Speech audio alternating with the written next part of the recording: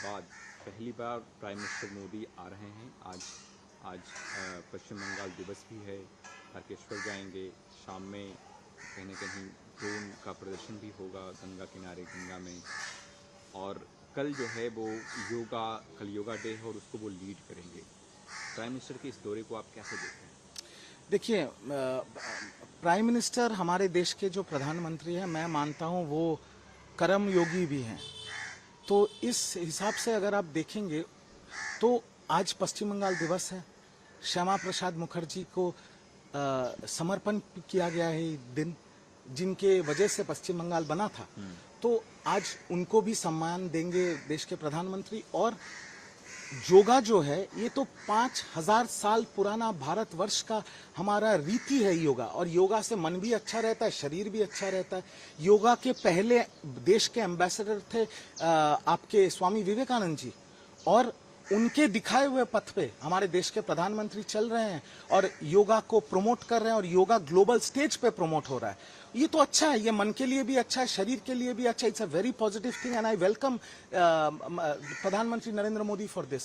वो योगी हैं, वो योग कर रहे हैं और देश को और हमारे जो नए जनरेशन हो उनको योगा के लिए मोटिवेट कर रहे हैं। और मुझे अच्छा लगता है कि सबको इस पे मोटिवेट होना चाहिए। कल अभिषेक बनर्जी दिल्ली से कोलकाता आ रहे थे। एयरपोर्ट पे कुछ लोग उनको विरोध जताने के लिए कहीं न कहीं अंडे और आर्म्स भी दिखाया, जैसा अभिषेक बनर्जी ने ट्वीट किया। तो वो सिक्योरिटी को लेकर के काफ़ी चिंतित हैं अपने, और जो जिस तरीके से हर जगह उनका विरोध हो रहा है। और कल देखा कि मारपीट भी हुई दोनों पक्षों में।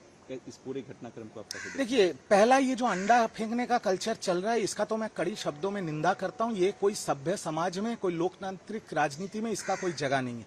मैं ये मानता हूं कि देश के प्रधानमंत्री बंगाल में आ रहे हैं, प्रधानमंत्री हो, हमारे बंगाल के मुख्यमंत्री हो या भाजपा के राज्य अध्यक्ष शमीक भट्टाचार्य हो, ये कोई इसका समर्थन नहीं कर रहे हैं। ये बीजेपी एक गलत प्रेसिडेंस और एक फ्रैंकेस्टाइन तैयार कर रहे हैं। ये अंडा फेंकने वाला कोई राजनीति का कल्चर नहीं हो सकता।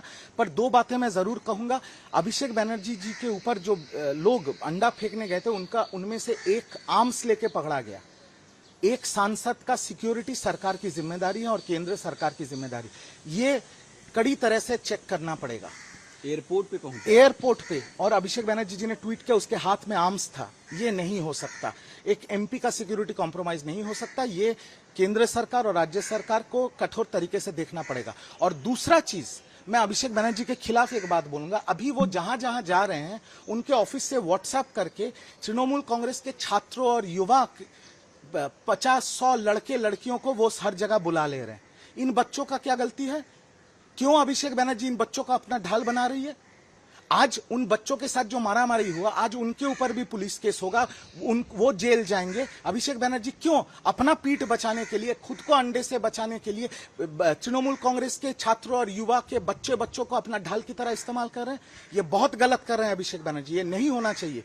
आप उनको भले ही लीगल हेल्प दे दें, बेल तो कोर्ट से होगा, पर पहले उनको पीसी और जेसी तो जेल में जाना पड़ेगा। इन बच्चों का क्या गलती? ये बच्चे अपने दिल से अभिषेक बनर्जी को अपना नेता मानते हैं, इसलिए एक व्हाट्सएप आ जाता है उनके ऑफिस से, सब भागे भागे जा रहे हैं। कभी उनके घर के सामने, कभी भवानी भवन सीआईडी के दफ्तर के सामने, कभी एयरपोर्ट के सामने। पर ये बच्चे जो ये झमेले में अभी फंस गए हैं, इनके ऊपर जब पुलिस कार्रवाई करेगी, इनके ऊपर जब FIR होगा, ये जब जेल जाएंगे, तब ये बहुत गलत काम कर रहे हैं अभिषेक बनर्जी जी। मैं आपको बोल रहा हूं, बच्चों को अपना ढाल मत बनाइए। हिम्मत है तो खुद लड़िए। हिम्मत, अगर आपका सिक्योरिटी कॉम्प्रोमाइज होता है तो आप उसको लेके आप प्रेस कॉन्फ्रेंस कीजिए, आप बाइट कीजिए, आप ट्वीट दीजिए, सब कुछ कीजिए। बट अंडे से बचने के लिए बच्चे लड़के जो दिल से अपनी पार्टी करें, उनका इस्तेमाल मत कीजिए। ये आप गलत कर रहे हैं, अन्याय कर रहे हैं इन बच्चों के साथ। टीएमसी पार्टी के अकाउंट्स सीज किए गए हैं, 3 अकाउंट। हमने देखा रूप विश्वास भी नाराज दिखे। वो उन्होंने कहा कि टीएमसी का अकाउंट बंद होना चाहिए, और वो दिखा भी। कैसे देखते हैं? देखिए, तृणमूल कांग्रेस के जो ट्रेजरर थे अरूप विश्वास, उन्होंने चिट्ठी दिया HDFC बैंक को कि ये अकाउंट सीज होना चाहिए। तृणमूल कांग्रेस बोल रहे हैं अभी हमारे ट्रेजरर अलग हैं, शुभाशीष चक्रवर्ती हैं। अब जो बागी विधायक हैं, उनमें से 10 विधायकों ने HDFC बैंक को चिट्ठी लिखा अकाउंट फ्रीज करने के लिए, और FIR किया उन्होंने विधाननगर पुलिस कमिश्नरेट में।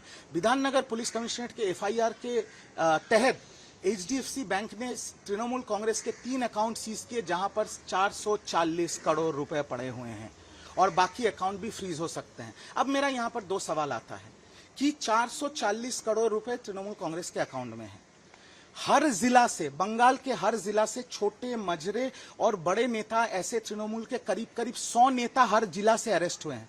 जब आपके पास 440 करोड़ पड़ा हुआ है अभिषेक जी, और आप कलकत्ता से दिल्ली जाने के लिए, ताकि आपको नॉर्मल फ्लाइट में चोर चोर ना सुनना पड़े, आप 10 लाख रुपए करके खर्चा कर रहे हैं, चार्टर्ड फ्लाइट में जा रहे हैं। 440 करोड़ रुपया है, 4 करोड़ खर्चा कर सकते थे आपके पार्टी के लीडर्स के बेल कराने के लिए। कैसे लीडर हैं? पार्टी के नेता सब अरेस्ट होके बैठे हैं, आप चार्टर्ड फ्लाइट में घूम रहे हैं और 440 करोड़ का अकाउंट से 4 करोड़ अपने नेताओं के लिए खर्चा नहीं कर सकते, उनको लीगल एड देने के लिए। ये कैसे नेता हैं? ये कैसे राजनेता है जो अपने कर्मियों के साथ नहीं खड़े? परेशान है ईडी, सीबीआई और सीआईडी। नहीं, वो खुद परेशान है। ईडी, सीबीआई और सीआईडी के केस लड़ने के लिए 400 करोड़ का खर्चा थोड़ी होता है। उनके पार्टी के जो बाकी लीडर्स है, वो भले ही एमएलएज हो, जो भी हो, जो लोग अरेस्ट हुए, बहुत एमएलएज भी अरेस्ट हुए हैं, तो उनको लीगल एड देने का जिम्मेदारी पार्टी का नहीं था। मेरा सवाल यहां पर हो रहा है, और आगे ये सब चीजें बहुत दूर तक जाने वाला है। जब मॉनसून सेशन शुरू होगा तो बहुत लोग, बहुत सांसद बोलेंगे हम ही असली तृणमूल है और हमको लोगो भी चाहिए और बैंक बैलेंस भी चाहिए, और ये सुप्रीम कोर्ट तक जाएगा। ये सारा मामला सुप्रीम कोर्ट तक जाएगा। बट जब आपके अकाउंट में इतने पैसे पड़े हुए थे, पहले अपने कर्मियों के साथ खड़े रहिए। खुद चार्टर्ड फ्लाइट में घूमने से थोड़ी होगा। जहांगीर खान जेल में है, रेड कराया जा रहा है, लोग आक्रोशित होकर, उनके जो समर्थक हैं वो फालता पुलिस स्टेशन पहुंच गए, हुड़दंगी करी।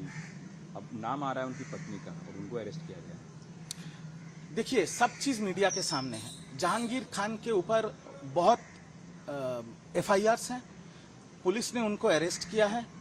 उसके बाद उनको रस्सी पहना के, हाफ पैंट पहना के, नंगे पैर उनको घुमाया गया है, जहां पर सुप्रीम कोर्ट का गाइडलाइन से ये नहीं हो सकता। पर फिर भी ये हो रहा है, वो तो कानूनी चीज है, वो कोर्ट में सुलझेगा। बट उसके बाद वीडियो में ये पूरा साफ है कि जहांगीर खान के समर्थक, उनके बोला जा रहा है कि उनके बीवी के नेतृत्व में वो लोग फलता पुलिस स्टेशन गए थे। तो अब जाने के बाद जो हुड़दंग हुआ, जो लाठीचार्ज हुआ, वो सबके सामने। अब पुलिस कानून की तरह से कार्रवाई करेगी। अगर कोई किसी क्राइम में अभियुक्त है, उनको बेल कोर्ट से मिलेगा। अगर मेरे को पुलिस किसी क्राइम में उठा के ले जाता है, मेरे 100 चाहने वाले थाना में घुस के हुड़दंग नहीं कर सकते, इसमें मेरे को बेल नहीं मिलेगा, उल्टा उनका जेल होगा। और जो होना था वही हो रहा है। और ये शुभेंदु सरकार में किसी को तो छोड़ेगा नहीं। ये पहले पुराना तृणमूल सरकार जैसा डरपोक सरकार नहीं है, ये दूसरा स्टाइल का सरकार है। तो यहाँ पर तो मुख्यमंत्री ने खुद बोला किसी को छोड़ा भी नहीं जाएगा, देश विरोधी कानून में उनके खिलाफ कार्रवाई की जाएगी, और जो नुकसान हुआ है उनके एसेट सीज करके उनको नीलाम किया जाएगा। तो अब जैसी करनी वैसी भरनी। हमने देखा कि नीट एग्ज़ाम का पेपर लीक हुआ, एनटीए करवाती है एग्ज़ाम। कल फिर से वो एग्ज़ाम हो रहा है 21 तारीख को पूरे देश में। राहुल गांधी ने एनटीए और सरकार पे निशाना साधते हुए कहा है कि आप छात्रों के भविष्य के साथ आप धोखाधड़ी करना बंद कीजिए, खिलवाड़ करना बंद कीजिए, सही से एग्जाम कराइए। छात्रों का भविष्य का सवाल।